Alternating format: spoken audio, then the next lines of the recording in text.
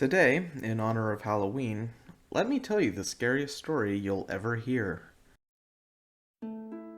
In the year 2011, Nintendo released a little handheld called the 3DS. To show the power of the 3DS, Nintendo released a remake of Ocarina of Time and called it Ocarina of Time 3D. Star Fox 64 got a remake called Star Fox 64 3D. These names are great because they allow you to tell the difference between the original game and the remake. And then things get dumb. Kirby's Epic Yarn became Kirby's Extra Epic Yarn. Maybe because it doesn't have 3D. But then why is Yoshi's Woolly World now Poochie and Yoshi's Woolly World? It has 3D.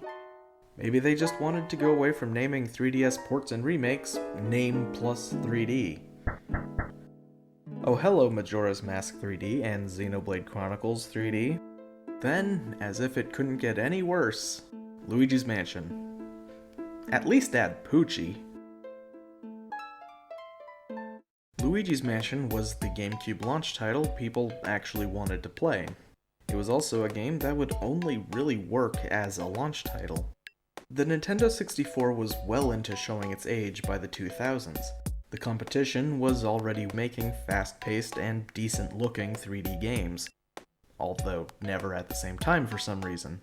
When Nintendo was releasing a system that would get them back on the radar, they needed something that would keep up with what people expected out of a new console from the next generation.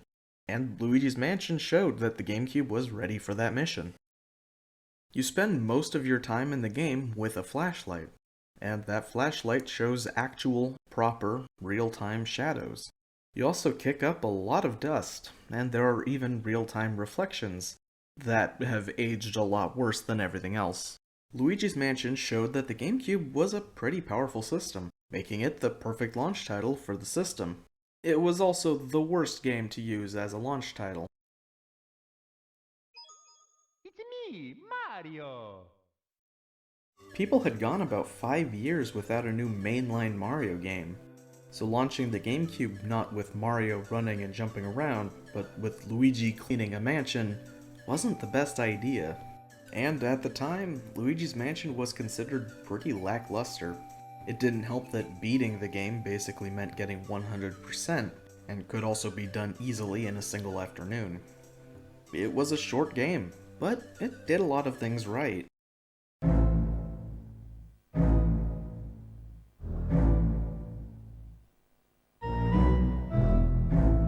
One thing that's weird to me is that Luigi's Mansion is genuinely unsettling. You're all alone, in a place you don't know. It's almost always dark, and you only have a basic little flashlight to help you see. Almost everyone you come across is just some ghost who, if they acknowledge you at all, wants you dead.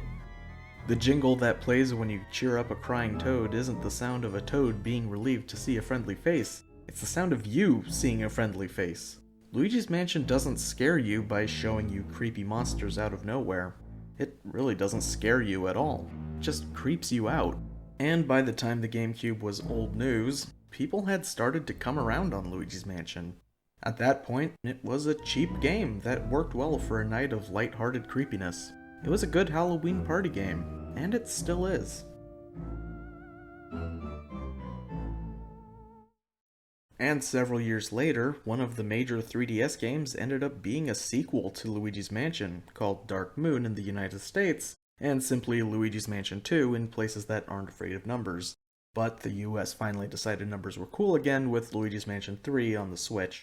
But before Luigi's Mansion 3 came this. In 2018, a year after the Switch had come out, Nintendo released a remake of the first Luigi's Mansion, and on the 3DS. This remake led to a lot of questions. People wonder why it was made. Why is it a 3DS game and not a Switch game? And is it even good? And we'll start by taking a look at the graphics, because you'll be seeing them a lot and I don't want you to come up with your own opinions. Luigi's Mansion, at the end of the day, is an early 3D Mario game. And something that was established pretty early on in the GameCube's life is the brand. Mario characters need to fit a certain art style. Mario needs to be the correct height. Luigi needs to look a certain way and not just be a retextured Mario. And no one can ever deviate from the brand.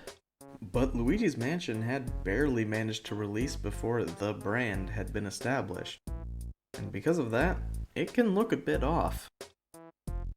And that's something that the 3DS remake changes. And I'm gonna throw my hat in the ring of debate here and say, usually for the better. But where the graphics aren't for the better is in the lighting. What made this an impressive GameCube game had to be cut back. Maybe because the 3DS isn't powerful enough, or maybe there were time constraints. It still looks good, just not as good as the original game when it comes to lighting. They also cut back on the dust a fair bit, but for the most part things are pretty much the same. And that's the case for most things in this game, even outside the graphics. They added options to make the controls more comfortable, we'll get back to that, and you can even change the flashlight mechanic to be the strobe bulb from Dark Moon.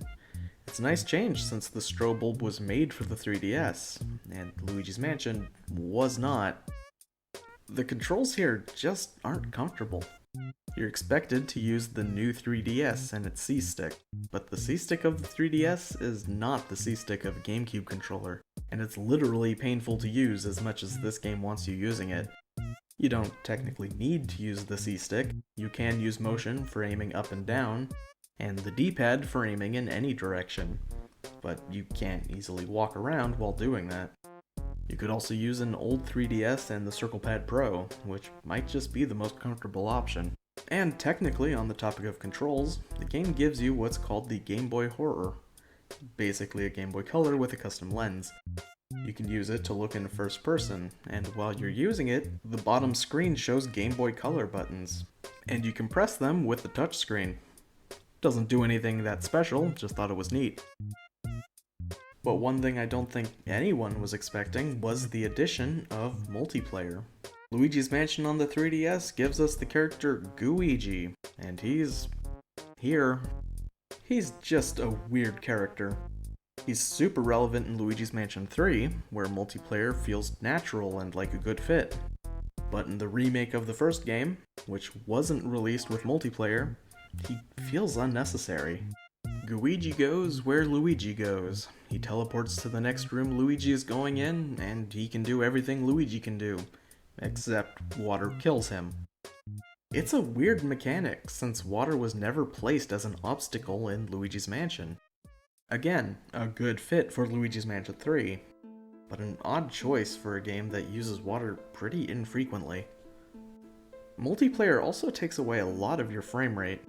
The 3DS version already runs okay, not a locked frame rate, but a smooth enough one. But when it's time for co-op, seeing 30 frames per second becomes almost as uncommon as seeing water. That being said, co-op is still a fun time. If you can get used to the low frame rate, you'll enjoy Luigi's Mansion with a friend. But if you want a good Luigi's Mansion experience, I honestly couldn't tell you whether you should play the original or the remake. Some stuff is better on the GameCube version, and some stuff is better on the 3DS version. But at the end of the day, it's the same game. But what's funny is that both versions came out at opposite times, and they both feel lacking based on those times. Luigi's Mansion on the GameCube had to show that the system could compete graphically, but it didn't have the gameplay that people wanted at the time. And Luigi's Mansion on the 3DS could have proven that the system can run GameCube games, but it came after the 3DS was proven to run Wii and even Wii U games, so it didn't matter. But it's a strange release on a system full of strange releases. And hey, Luigi's Mansion was designed for 3D. This remake finally made 3D Luigi's Mansion a reality. So how's the effect? It's fine.